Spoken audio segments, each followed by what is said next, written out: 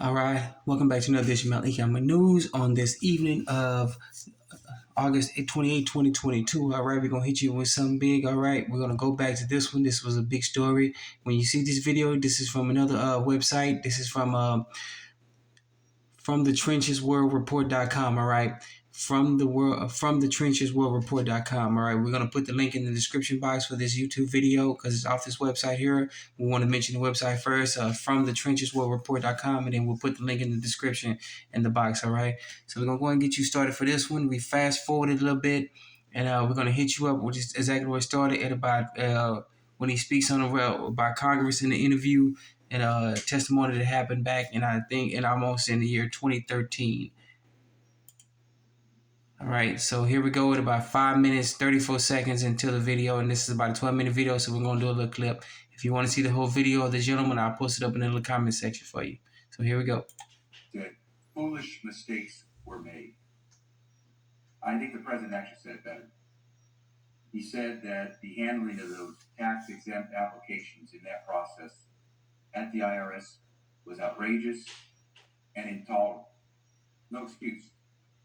And as much as we know that the folks at IRS have a thankless job because they have to go and tell their fellow Americans that they may be audited or they have to do this work understaffed, we have to maintain the confidence in the system because it's a voluntary system of pay. Did you just hear what the senator just said? Let me just take that back a second, guys. Pay attention. Because it's a voluntary system of payment of our taxes. Agreed. And wow. A voluntary system of taxes from Congress. Now, folks, I don't know if you caught that or not, but this was a testimony from back from 2013.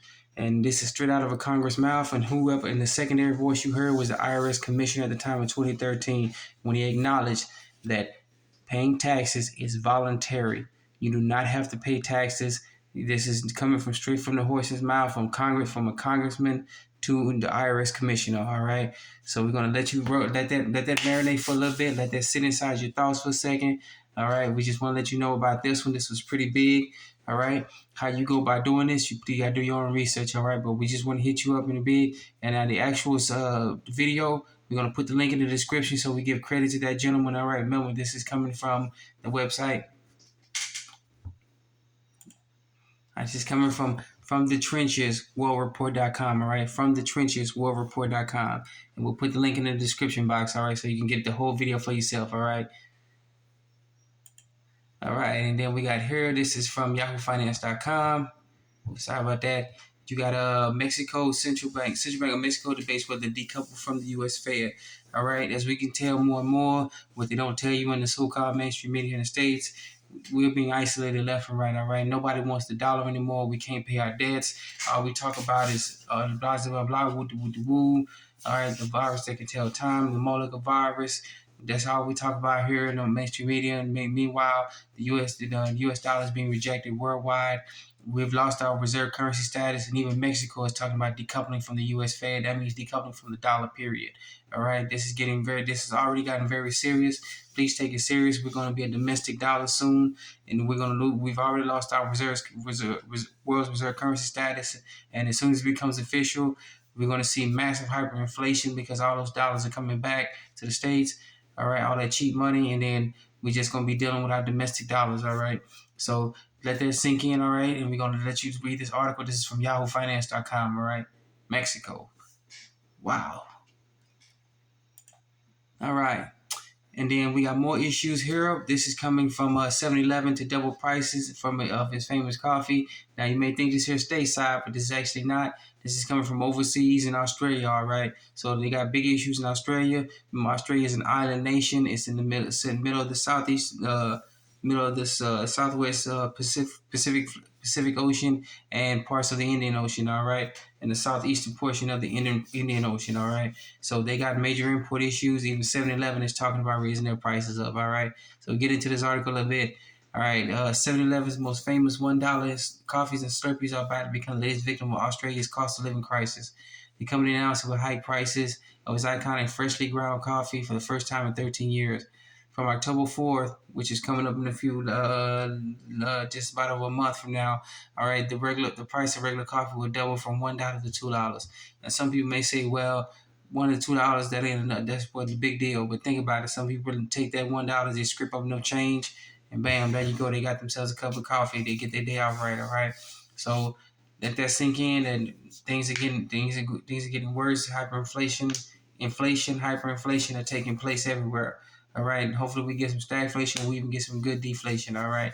So, and that's just my opinion. But we get back to this one. They're going to be paying double the price for coffee and Slurpees in Australia. All right. Don't think just because it's happening here overseas is coming here too. As you saw in our previous story, people are decoupling from the U.S. dollar and the U.S. Fed altogether. All right. The U.S. dollar and U.S. Fed are one and the same.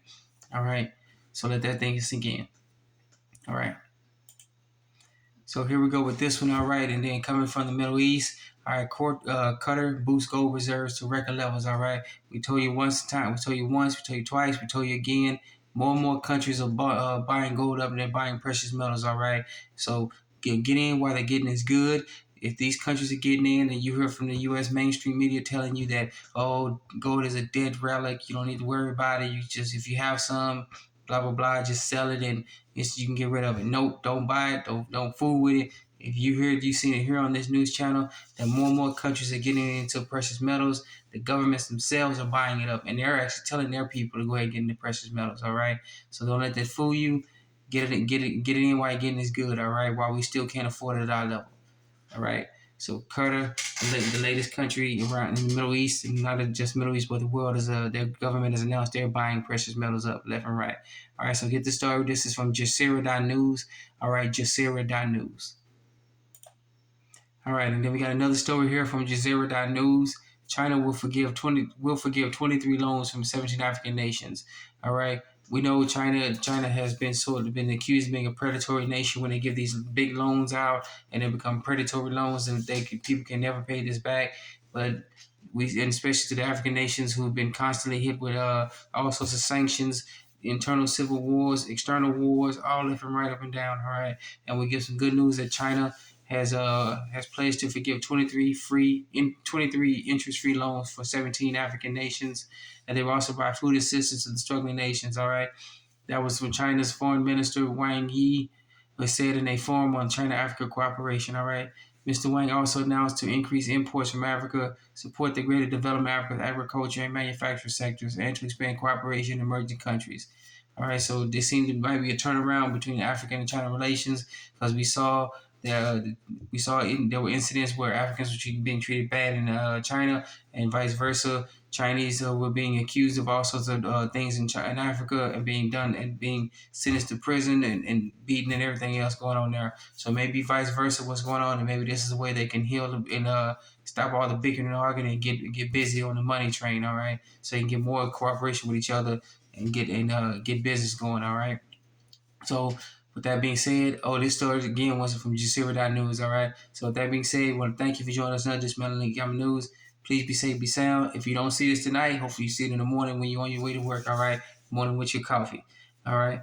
Once again, thank you for joining us on this Melanie Gamma News. Please be safe, be sound. Remember, you're your own best banker, your own best savings and loans, your own best credit union, all right? You're your own best financier. Take care of yourself first, then your family, then your neighbors, community, and then everybody else, bring everybody else together, all right? You're no good if you hurt yourself, all right? Thank you for joining us on this Melanie Gamma News. Let's get it started.